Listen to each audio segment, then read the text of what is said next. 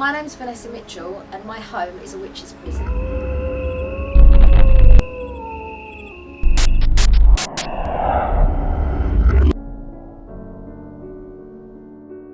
In 2005 I bought this property. I was living in a house in Newcastle and I owned a house there, and I came back home here to the village for a visit, and I saw it was up for sale, and for some reason something really drew me to it. I just really wanted to have it. So I went back to home Newcastle. I put my house up for sale. In the meantime I spoke to a medium actually over the phone, and it was just a telephone reading, which I very rarely do, but I did on this occasion, and I said to her, she said, have you got any general questions or specific questions? And I said, no, just general. And she said to me, basically she described this house perfectly. She described the surroundings of the house, and she said to me, Vanessa, this is going to sound very strange, but the house has chosen you.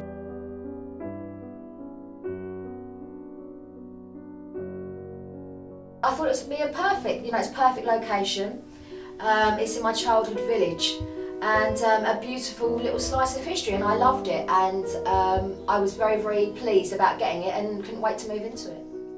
When I first moved in, something happened literally the very first day I moved in. I saw a shadow man walking behind me. I was in the kitchen doing some washing up, or I was doing something in the kitchen, and I saw someone walk behind me. That was the very first day. Constantly, pretty much on a daily basis, certainly on a weekly basis, over the next 3-4 months as I was living in here, I realised there was something very, very wrong with the house. Things would move, doors would slam, taps were turning on and off, the electrics were always going wrong, the TV channel would go up and down.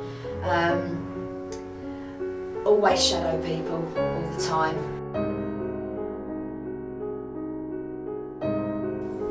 It initially didn't frighten me, and I'll tell you why, because when I was living with my friend at the time, well, it kind of did and it didn't, because I was living with her, she moved in here, we were amazed and shocked and stunned by it, but it didn't, I can't say it initially terrified me, because she was here, so I'd say, Nicole, did you see that? So it felt a lot, I knew it was wrong, and to be quite honest, I knew I was in trouble, and I knew, and I'm like, oh, what have I done? I knew, I pretty much knew straight away I'd probably made a mistake.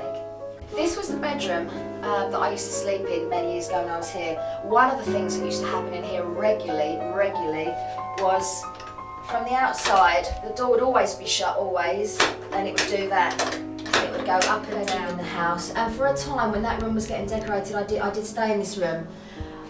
More than anything in this room, it was the most overwhelming depression feeling. This room feels different from the rest of the house. I can't honestly say that anything bizarre or crazy happened. We've had lots of photographs of ghosts in this room, to be honest, but for me, it was just, you walk in and it was complete grief. I feel a bit goose pimp playing. I feel as though I'm drawn to this. I'm at this window and I feel somebody would have stood here and spent a lot of time just looking out of the window. Ursa. I'm getting the name of Ursa. Also, a lot of the villagers have said through many years that there's a lady that looks out this window. You can see the alley along there is called Coffin Alley. It was where in the old days they brought the dead from the church to the cemetery at the end of the road, but it was called Coffin Alley, and many times, and in the main bedroom as well, a lady's been seen looking out the windows. This is a bathroom. Now, I don't know what it would have been in the old days, but it certainly wasn't a bathroom then, and I was physically attacked in there. I was brushing my teeth, getting ready for work one morning, broad daylight, and I was bent over brushing my teeth, and I got hit so hard that literally the toothpaste, I scraped, the toothpaste went everywhere. It was a really hard, and it was broad daylight, it was in the morning, I was getting ready to go to work. Mediums that have come here say that might be the jailer. He was the man who was in charge of the women and the men, women and children in this house when it was a prison in the old days. I mean, people were kept in here, plague victims were taken here to die. There was many people the witches is only a small part of it, to be quite honest. So the witches incarcerated here was only a small part of it. There were many more. And I would imagine, or so I'm told by various mediums, that the jailer is the dominant nasty force, and I assumed that was him that hit me, because I wouldn't, this was a hard hit. Yeah. We were just in this room just calling out without camera, because we've only got like 18 minutes left on the camera, not battery time but record time, and we've just been talking amongst ourselves and trying to get some response, and randomly that something tapped on wardrobe. the side.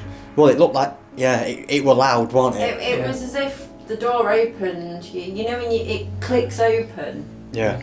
It was like that. But it hasn't. No, That door is open. It is, but it's not moved at all. None That of were loud. It was loud. Oh, pain in my chest. Like I've been stabbed in the chest. Oh. Okay. Yeah, we're in here, pal. Oh. I'm alright. I'm being stabbed. It was starting to affect people now. It just randomly went quiet, then poof, bang, tense as fuck. Oh, it's moving into my back. It's all the way through. Take it off if it's a spirit. It's gone in here and it's come out here. Oh, it's bloody painful. Take it off. Is this a woman or a man? Right, door's going again. My echoes have just gone up. Over the 3 years I stayed here, the activity got a lot more serious and a lot more intense. I was physically attacked on a couple of occasions. I'd seen 3 blown full body apparitions, 2 men and 1 woman. Blood splatters had appeared in front of witnesses. One, in fact, was a sergeant major in Afghanistan at the time, and the other one was a haematology blood nurse. And they were both there and witnessed the blood appearing. It got terrible, it got so intense, and it became a haunting. Instead of, you know, there's ghosts and there's activity, it became a very real and terrifying thing. And it would happen in the day and it would happen at night. The last 6 months of me in this house, I literally locked myself in this room and I didn't go downstairs. I'd get in from work, I'd be up the stairs, and I'd stay here till the morning. I couldn't live in the house anymore. I would get home from work and stand outside the gate and just make myself go in. I didn't want to come in. I didn't want to come in here. And I had no choice. I had no choice. The activity just became so extreme. I got the vicar in, that didn't work.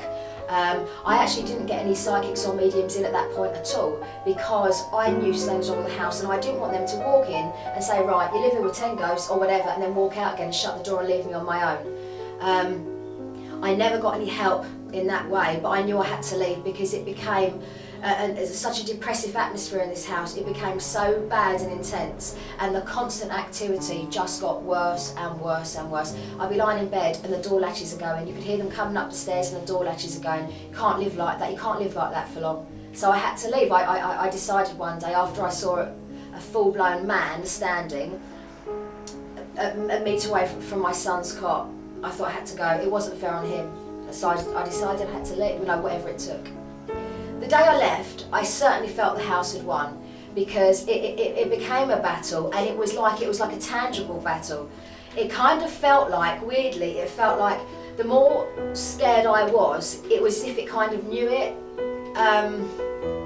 It's hard to explain, but it's like the house, it was a living, breathing entity on its own. It was like the spirits in here, or the ghosts in here, they were so active and trying to communicate all the time. It felt like it was a battle, because they would have seen me terrified. They would have done.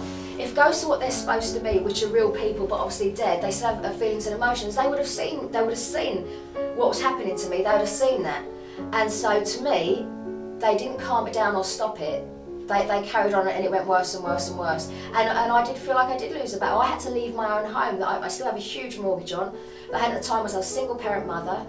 I had nobody to come in and help me and say, right, there's a couple of grand to move. I didn't have any of that. I had to move out and be in one room. And it definitely felt like it was a battle, and it still kind of does, to be honest. Are you around us right now?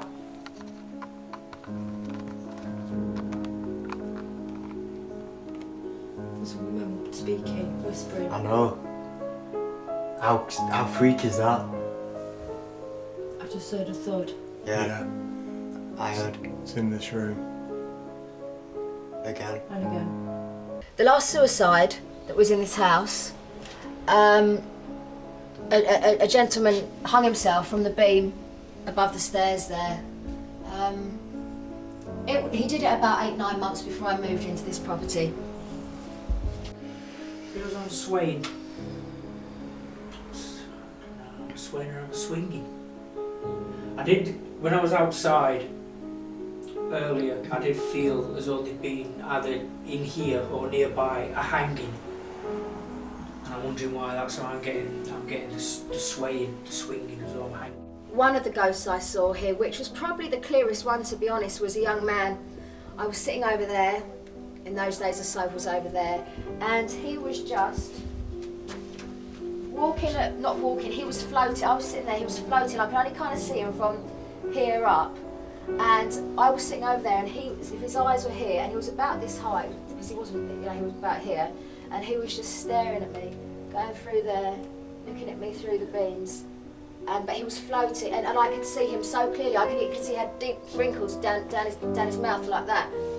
And he had really black scraggy hair, brown eyes. I could see him absolutely amazingly clearly. When I left this house, while I was here actually, I put it up for sale. It was up for sale for months and months and months. Nobody, I think I had one person looking. When I left, I started renting the house out. When I rented it out, the people who rented it off me didn't stay longer than 3-4 months each, and they complained because it was haunted, and that was the reason they left, because it was haunted.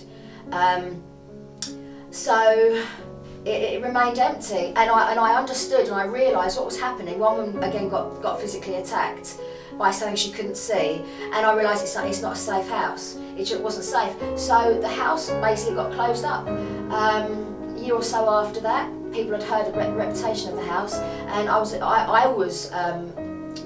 called by a paranormal group.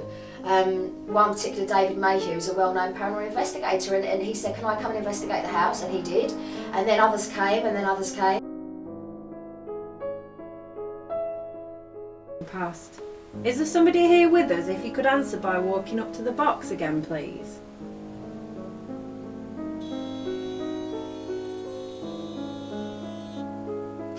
Are you happy with us being here? Walk towards the box again, please.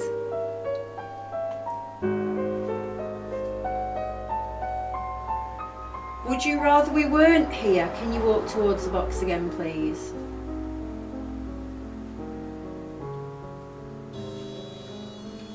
No, we're not moving. Are you happy to talk to me? Walk towards the box again, please.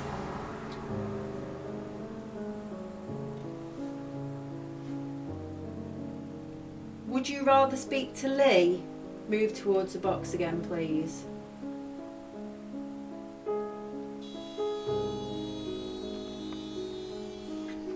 Hi, my name's Lee. This room was where the prisoners were actually kept. You'd have had about 13, maybe more people in here at a time. This is one of the only original chains that we have left over from those days where this was actually used to tie up obviously some of the witches or some of the prisoners. This room again is a very active room. People get lots and lots of EVP and EMF reads in here. You can imagine the old days, everyone kept in here before they knew they were going to be executed. You see a lot of shadow people in here as well. It's active, this room. Cool. This is the kitchen. This is actually an extension. It wasn't actually here when the house was originally built, or when the cage was originally here. It is an extension. But again, we've had activity in this room as well. We've had where there used to be a fridge freezer there, magnets have just shot straight across the room. We've had sightings in here. There's a fantastic picture taken, an amazing picture, it's actually on the website, of a lady's face that was here. She's an old lady with a black thing over her head. Again, it was during the day, again weirdly enough, and a photographer was taking pictures, and there's a lady with a yellow top on, and the lady's face, that it wasn't the lady that was there, it was someone completely different. It was a ghost face. I've never seen a picture like it. Again, it happened in this kitchen. Everywhere you go in this house, there's something. It's a small house, so it's not like, I suppose, a castle where there could be a ghost up that end and you're up that end, because it's so small. Every single room is active. There isn't one. I don't think there's a room which something hasn't happened in. One of the well, probably the most bizarre, crazy thing that happened in here. There's many, many, many, and to me to tell you all of them, we would need 10 hours of film. But my friends were over. Neil, it was a sergeant major in Afghanistan. His job was to process the Taliban, and his wife is a nurse. She was a haematology blood nurse. They walked in through, we went into the kitchen, made a cup of tea, sat back down there. Neil's looked over here and he said, Ness, there's blood splatters all over this floor. And I'm like, well, there can't be, Neil. I'm talking to Kirsty, because why would there be? Because they weren't there 3 seconds, you know, they weren't there 3 minutes ago. He came over here and he straight away did that with the blood, and then he said, Ness, there's blood. So then Kirsty comes over. Now she said, because she's a blood nurse, she said, I didn't touch it. She said, you don't touch blood. She didn't have gloves on. She refused to touch it, she knew it was blood. Neil, the sergeant major's thinking, right, he's doing all this scientific, you know, where's this thing come from? We don't know. All we know that is when they walked in, we shut the door, we went to make a cup of tea, we came back and there was blood splatters all over this floor. They appeared within the time it takes to make a cup of tea and sit down. They appeared and they were there. And Neil and Kirsty were here, they witnessed it, and they'd both gone, he's since left the army, he said, oh, well, I'll tell anyone, you know, because it happened. And it was blood splatters. I think I've come to the stage now where I think next year I think I'm going to sell the house. I've got a love-hate relationship with it, actually. I love it, and it's an intensely haunted slice of English history. It's a very special house, and I love it because of that. But for what it did to me, and for the grief and fear it's caused me, that's the side where I hate it. It made me move out, and this is my house, and it put me in all sorts of financial problems, because obviously I still own it, and this is my home. It should have been my home, I should still be here. I think I'm at the point now where I'm ready to give it to someone, you know, to give it up and let someone else buy it, and let them deal with one of, you know, probably the most haunted house in England. Great stuff. Well, I wish you the best of luck in the future, and thank you for sitting down talking to us. Okay, thanks very much.